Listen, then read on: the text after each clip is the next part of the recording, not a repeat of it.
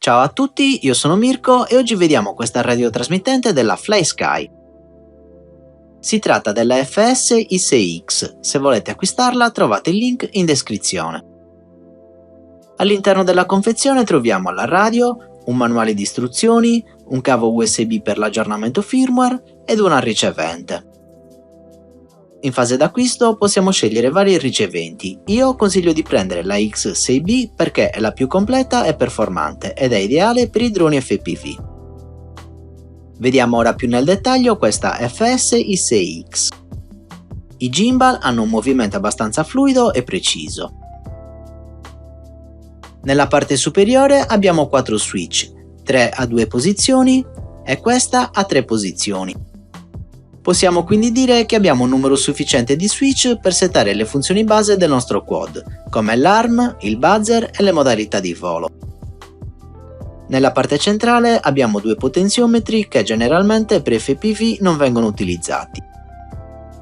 Nella parte posteriore abbiamo la porta trainer che serve per usare il simulatore o fare l'aggiornamento firmware e il vano batterie per usare 4 stilo, che vi ricordo non vengono fornite in dotazione. Una volta accesa la radio, il menu è molto semplice e intuitivo e comunque se usate un drone FPV il grosso delle impostazioni vanno fatte su Betaflight.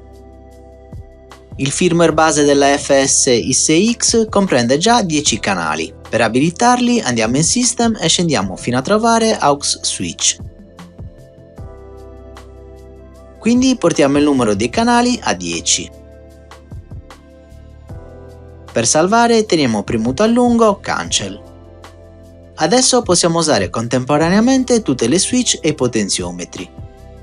Per sfruttare questa caratteristica dobbiamo settare la ricevente con il protocollo iBus. Se usiamo il PWM siamo limitati in ogni caso a 6 canali. Per concludere possiamo dire che se avete un budget limitato la FS I6X è una buona radio per iniziare con i droni FPV. Infatti ci mette a disposizione tutte le funzionalità base che possono servire durante l'utilizzo di un quad.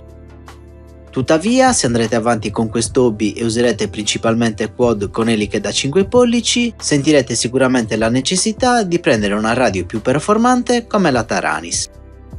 Tenete bene a mente questo fattore e valutate attentamente se questa è la radio che fa per voi. Questa era la mia recensione della FlySky FS I6X.